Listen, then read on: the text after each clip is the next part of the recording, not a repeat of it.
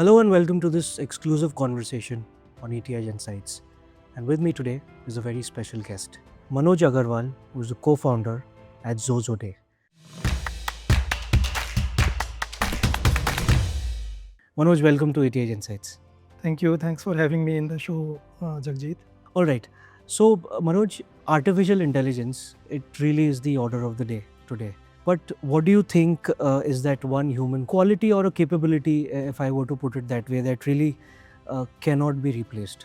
Yeah, so artificial intelligence can accelerate the knowledge which we all have as humans, but something which is very innate for humans is the wisdom. So, by wisdom, I mean is something like knowledge in motion, where it is not just the aptitude which we have as humans, but it is also about the context, the experiences which we have day to day, the values, the culture, the issues which we face day to day, the emotions. So, all this put together creates that wisdom.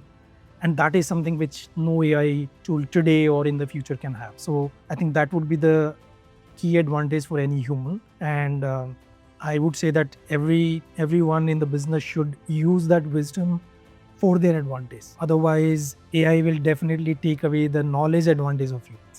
Interesting. Now, given that we've come to talk about AI as a commodity, because it's being actioned as a commodity today in this day and age, what is it that truly distinguishes great companies today? Is it technology? Is it culture, people? What is your assessment of that space? So I would say it's a mix of everything. So AI definitely commoditizes a lot of things for every company. It's creating a level field for play. So earlier companies might had some advantage of say some aptitude, etc. But now AI is keeping it a little more democratic for everyone. But then it's the people, the culture, the leadership that will create the difference, and they will use the AI to their advantage. Right. So, for example, we all had similar programming languages, or maybe the computers or the laptops or the softwares. So every company had the access to all of them. Yes. But then some companies flourished, some companies did not. So that is because the people and the leadership in these teams, they actually use those softwares to their own advantage. Same is going to happen with AI. So people who use it to their advantage, and which is the leadership, that how do they bring the clarity and the decision making at the time of chaos.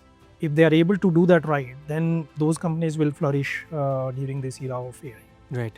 Interesting. You've been a business leader for a while now. What has human behavior taught you? I mean, what is it that truly drives productivity when it comes to employee productivity? One is Xoxoday has been very fortunate to kind of look at human behavior at scale, because we process millions of reward, incentive, loyalty transactions, and all of these are related with some or the other human behavior. So what we have seen is that while people are motivated with money, but money is not the only driver for human. It is also about am I being appreciated? Am I being recognized? Am I being recognized at the right time? Is my manager giving me the respect and ownership in what I'm doing?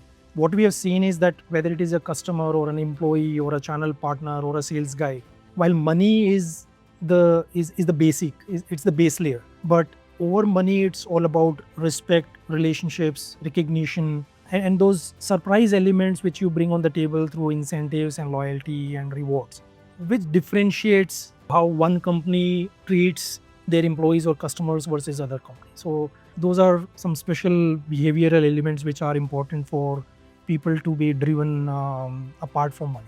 You've set a beautiful context here with that answer. Where does loyalty feature in this conversation now? See, loyalty has been there for decades. Most of the people think that loyalty is about giving points and rewards.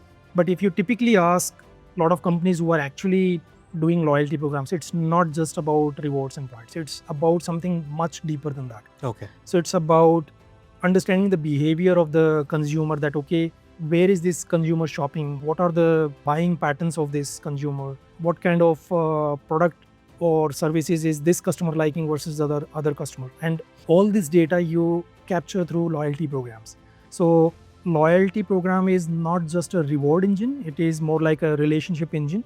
Okay. And it becomes very important in today's time when almost every product looks similar. So it's about how you use loyalty programs to differentiate your services and products and leap ahead of your competitors. Right, you mentioned this very important word, a relationship engine is what it is today.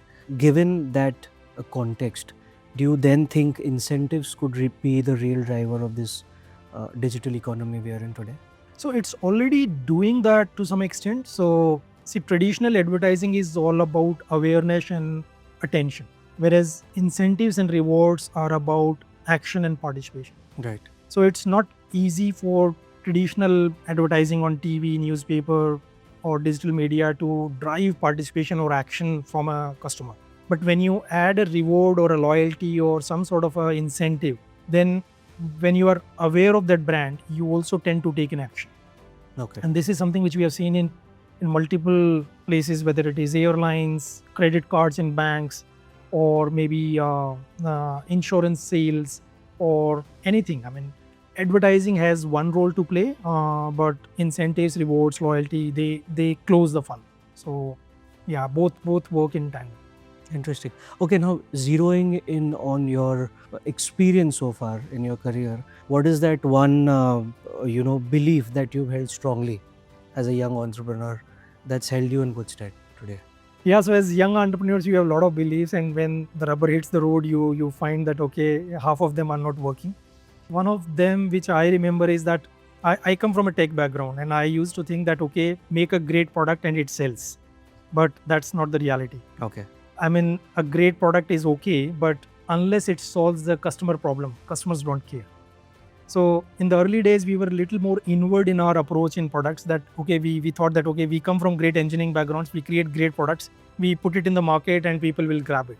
People don't grab it unless they find that yes, it is solving my problem. And that is where we flipped it after a few years of learning that okay, work with the customers, work very closely, iterate the product, and keep solving their problem statements. And then it starts selling, and then you also need to have a good sales engine to sell it. Otherwise, I mean, products lying just in the Almira doesn't sell. Right. Interesting.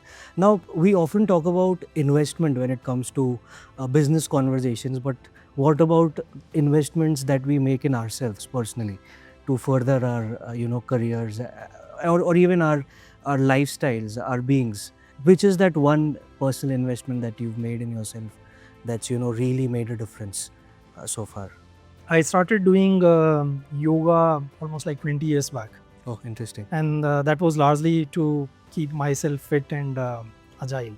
But then over years, that yoga has transformed into a deeper thing, which is more of yoga, which is a combination of bhakti yoga and karma yoga and gyan yoga and ashtanga yoga. So I've been practicing that for almost like 20 years. That has been the best investment which I have made in myself and has compounded better than anything else.